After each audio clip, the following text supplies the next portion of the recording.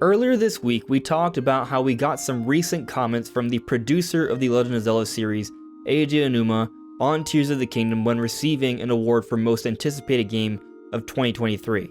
And part of these comments referred to the unknown for Hyrule, and there was an emphasis on the unknown. So that raises the question, what is with this unknown Hyrule? We still know very little about Tears of the Kingdom. What can we explore in Tears of the Kingdom? Is there more than Nintendo's been letting on? And if so, what is that exactly? Is that just more of what they've shown? Or is there something beyond that? That's what we're talking about today.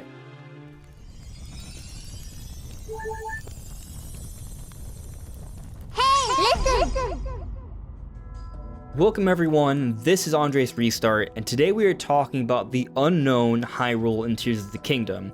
We actually have some different quotes that have come up over the years throughout the development for Tears of the Kingdom from Aonuma himself that I think are giving us some pretty good hints as to what is coming in this game. So we're going to be going all over this information and trying to theorize and guess what exactly will the unknown Hyrule be. I think there's some pretty exciting things here that we'll be going over. But before we dive in, let me mention that we have this campaign to reach 25,000 subscribers by the time Tears of the Kingdom comes out on May 12th. We've gained some ground, but we still have a long way to go. So if you enjoy my content, subscribe and hit that notification bell, because then we might make it. I think this unknown Hyrule is referring to a great many things. So, for example, when it comes to the skies, we know that that's a big focus for this game, and we've seen a decent amount of footage showing a lot of different islands and shapes in the sky. We've seen Link being able to raise terrain from the ground into the sky. It seems like there may be some changing elements to the sky throughout the course of the game, and that's all very exciting. But I want to talk about how we've seen some shots that show islands in the sky going up vertically, layered upon each other. They go far off into the distance above us, and we can't see how far up it goes. But what's extra fascinating about this is that from these points that we're seeing these high up islands, we're already very high up in the sky already, far higher than anything we saw in Breath of the Wild. So just how high we can go. I've joked and semi-theorized in the past that maybe we could go to the moon. And I am mostly joking here, but because I keep mentioning it, perhaps I am suggesting in some way that I believe there will be some significance to the moon, because we have seen they put a little bit of extra emphasis on the Blood Moon in the recent trailer. And we have seen that they've been revisiting different concepts from Breath of the Wild and canned ideas from its development in Tears of the Kingdom. And we've seen some concept art and footage showing UFOs, alien-like devices in the sky. Also, we've seen the Sheikah having certain structures that have constellations. So there may be something more to this idea of going beyond just the typical skies and perhaps going very high up. How high? That's hard to say for sure, but there's definitely something there, and I'm very curious on what's beyond what we've already seen in the trailers. This unknown Hyrule that Aonuma has referred to, I think goes well beyond the skies though. So when we got the development update where they had to delay the game a little bit into 2023, Aonuma talks about how there's going to be some exploration in the sky, as we had already known by that point, but then goes on to say, however, the expanded world goes beyond that, straight up confirming that this awesome exploration that we've seen already in the surface in the sky, that there's more. So what is that exactly?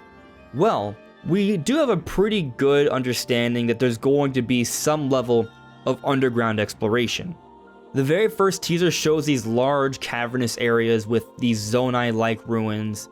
We see this one shot in the most recent trailer where Link is being chased by a Hinox, and it's in a cave, but we see vegetation or roots on the ceiling of this cave, suggesting that it's fairly underground where there's plant life a bit above.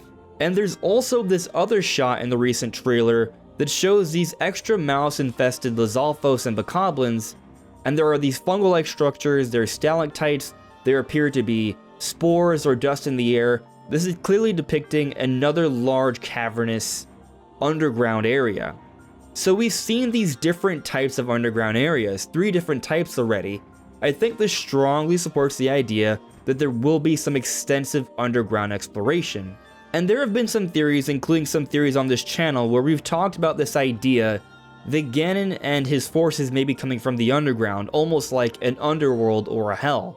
So when we consider this one-shot showing these extra malice-infested enemies, there might be something to this idea, especially when we also consider that emphasis on this blood moon. The underground may indeed be more like an underworld, similar to how the skies seem to be paying homage or referencing the sacred realm or the heavens. So I do think there's going to be a bit of a contrast with these two different areas that I think are going to be fairly expansive. But I believe the unknown Hyrule goes even beyond that. When we consider that we are likely getting pretty extensive underground areas, below the surface, below sea level, I believe there is a subtle insinuation that there will be underwater exploration, because if we're going deep underground, under the sea level, then I think there may also enter the possibility of underwater exploration. And this isn't something new to the Zelda series, we've seen it in different Zeldas before, they just didn't get around to it in Breath of the Wild. We've seen that they actually programmed in some fairly detailed environments underwater. It may at one point have been considered as part of the game, but it didn't make it to the final release. So potentially there could be underwater exploration. And what's also interesting about this is that there was an interview a few years back where Aonuma was talking about bringing on talent for the Link's Awakening remake and the next big Zelda game that we now know as Tears of the Kingdom.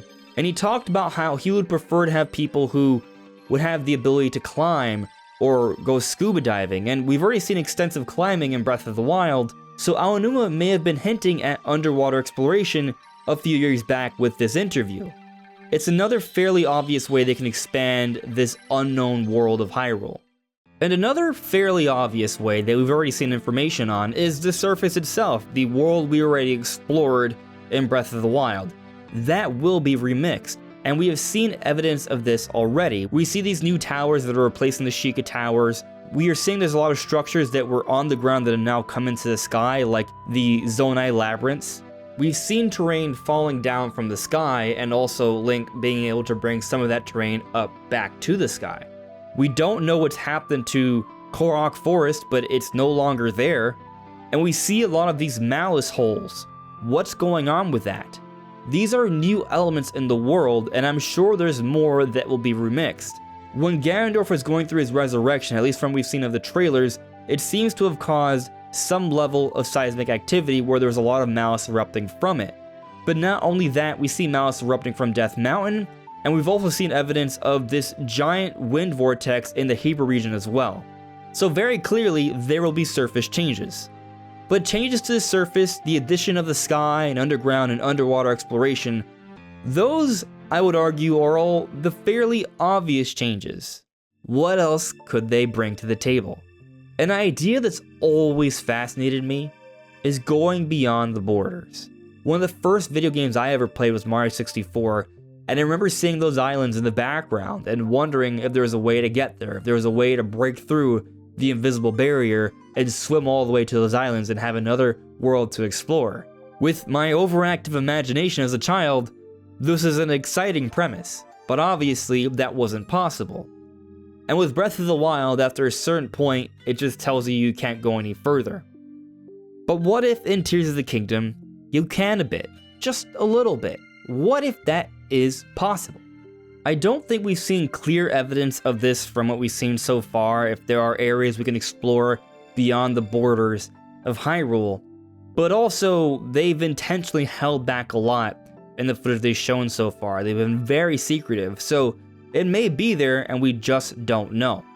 I've personally had this idea, and again, it's just an idea, that what if we can go beyond the borders and it's truly infinite? So if you go off into the north, it's just a whole bunch of randomly generated mountainous regions, but the deeper you go, the more Hinoxes or Lynels you have to battle, and it gets more and more challenging.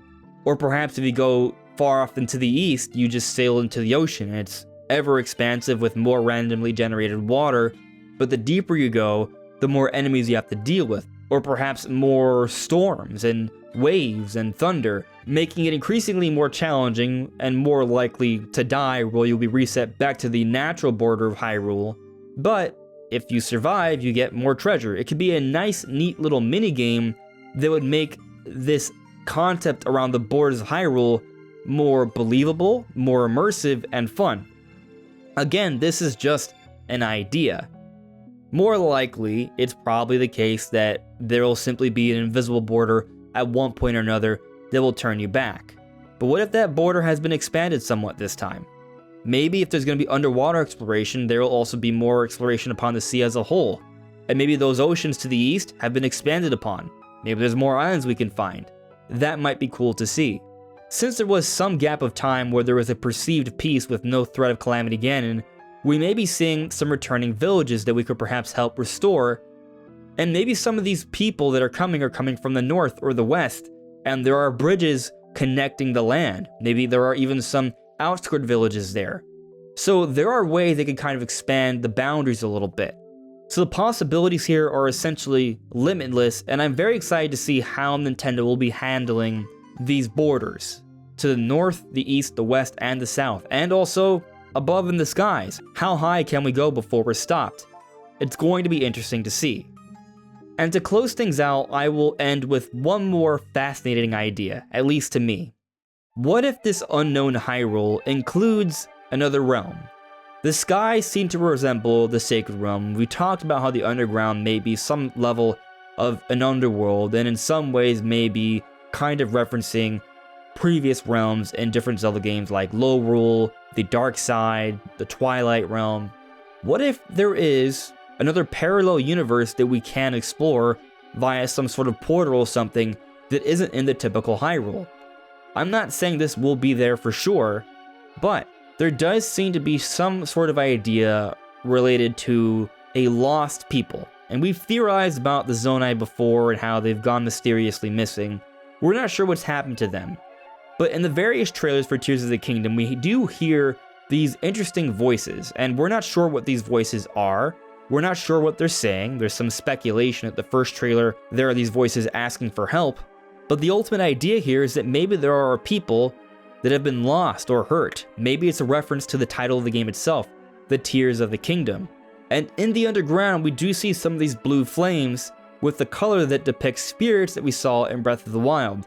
Perhaps these are lost souls. Maybe there will be an idea to interacting with the afterlife, potentially in another realm or parallel universe. And some have speculated that the Zonai could be somehow tied to the Twilight. Is that true? I'm not sure, but maybe they have a common ancestor since they're both magical using tribes that have mysteriously disappeared. What's going on with that? It's at least more potential material that the Zelda team could use in some way to make an interesting world and narrative. So there's quite a bit of ways they could expand the world of Hyrule, and perhaps some of the things we discussed today could have to do with this unknown Hyrule that Aonuma has teased. But what do you guys think? Do you agree with some of my ideas, or do you have other exciting ideas? Let me know in the comments below. This is Andres Restart. Thank you so much for listening and watching, and I'll see you all really soon. Take care.